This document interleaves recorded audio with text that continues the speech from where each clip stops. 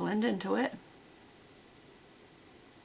There's a piece of me that wants so bad to pick up a blush brush and blend this in, but we're going to use the brush that this came with. Y'all, this is like an eyeshadow brush this came with. But we're going to use it because if you don't have anything else, then I want you to feel like, well, Beth, I don't have anything else. Okay. Okay. You can still use it. I got to even that out. I think I got a little too heavy on the front on the other side, so we're going to have to even it out. And just go in front of wherever your brush marks are. It's just like when you're doing your brows. Go in front and then blend back into it. And I'm going to put a little on the bridge of the nose to look like I got a little sun there today. And maybe a little on the ball of the chin. And I think that's all I'm going to do.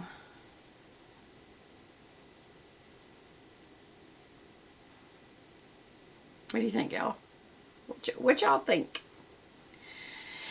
Okay, so now you can, not for time's sake, you can do this, take the same two colors and do your contour around your face. Just to save time, the reason I'm doing this, I am going to get a face brush. So much easier and faster. And I'm just going to come up right at the hairline, go all the way around. And all this does is put a little bit of a shadow right at the hairline, and it brings the light in. Same thing with the blush, right in front of the bronzer. I'm going to come right in front of it, just a little bit, and a little bit on the chin. And I'm going to take some of this bronzer and do underneath.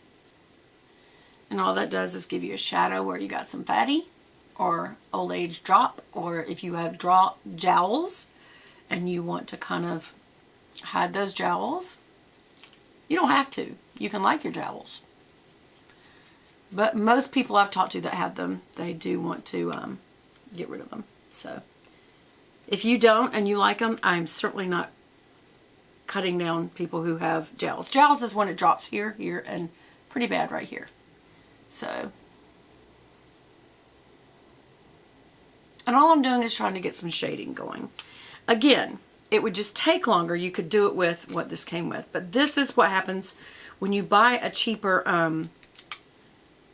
cheaper makeup packaging. It may be affordable to you so that you can afford a brush or two. But if you cannot, you still can use the less expensive stuff from the drugstore. Actually, I think this was from the dollar store maybe even. I don't remember, but I like it. I think it's great for travel because you don't got to worry about it getting all messed up, number one. Number two, it's just two pieces and you got your whole face. Now, I would take a brush set because it's just faster. Okay, so here it came with a dual-ended sponge, which I love makeup sponges, sponge applicators. So again, you don't have a mirror. That's just part of a cheaper package. Mirror's expensive. So I'm going to do the inner corner with this and over the lid. And again, this will be much more time consuming than having a brush. So just, you know, work that in. And I'm going to go under the brow. Okay, it did real good under the brow. So maybe it's just because of the skin's different. So that's good. And again, I'm going to do this little tear duct area. I go straight up and down on it, and then in, and then over, right on the lid with what's left over. Now, if you like a white lid and then a black liner, you can do more. But I'm just doing a soft kind of a little bit of a, it's kind of a champagne color for one thing. It's not white. This color, so. Which I like. I like a champagne white, not a stark white. But I mean, I want it white. I mean, I don't not like beige. Y'all comment below. Do you like a beige or a white? But if you like a white, do you like a stark white for your highlight? Do you like a little shimmer or do you like it matte? What do you like for your highlight? And where do you use it? Under your brow and your inner corner? And your lid? What do y'all do? Okay. So now they've got a very, very strong gold. That is a very gold. Okay. To me, that's evening wear. But we'll do it. I'm going to do it on the middle of the lid and then come inward. Then go up and come back down to it. Look with my finger how much smoother it went on than a brush or an applicator. Look at that coverage. Because your skin is a great, great, great, great brush. I'm using my fourth finger. Come on in and then go above and come back down to it. Go to the crease and come down. And I'm not going all the way out. I keep wanting to look for a mirror. There. Very gold. Okay. Now, I could use a brush, a sponge applicator, or my finger for the brown transition color. So I'll just do that. I'll use my finger. Because some of you say, I don't have the money for brushes. That's fine. You don't have to. You can use your finger. So again, I'm using my fourth finger, ring finger, whatever you want to call it. I'm just kind of using a horizontal in the crease, and then I'm coming up, and that's your transition area right there. Right in front of your brow as well. There we go. That's a nice transition color. I do like that transition color a lot. And remember, all a transition color does is make a transition from under the brow to the crease. And that's the job of it. Now I'm coming across now, so that's going to make it a little harder to make a horizontal line. I should have used my other hand. But anyway. And then you come right down. You can go up if that makes it look better, or down into the crease. Just make sure you blend that line right there. Right there is where you're trying to blend, so that there's a nice little transition of color. Okay, and then we're going to use the darkest color in the palette, which is right here. And I am going to use the sponge applicator they provided and load it up. Again, it doesn't have a mirror, so and I'm going to start in the outer crease because I'm not sure what color. Okay, it's a darker brown. I'd say this is almost a medium brown. This is not that dark for me.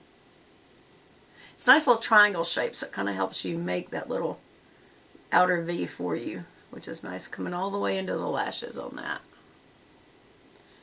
And then I might just do a little bit of, there we go, just to blend that in. If you want, you can blend it on up if you like a more blended look, or if you like a more edgy look, don't blend it. Whichever one you want. Then we're going to also use the edge of that same little point and come in under the lashes with the darker color. Which is when you find out it's not that dark. It almost looks gold.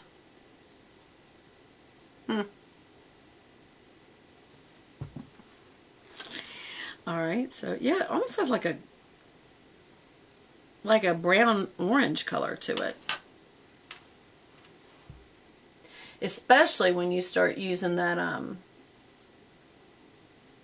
when I see there, see at first it looks really brown.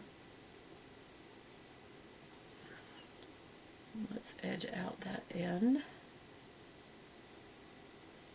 Bring it inward. It does kind of look orangey to me, y'all. Does it look? And that's not lighting.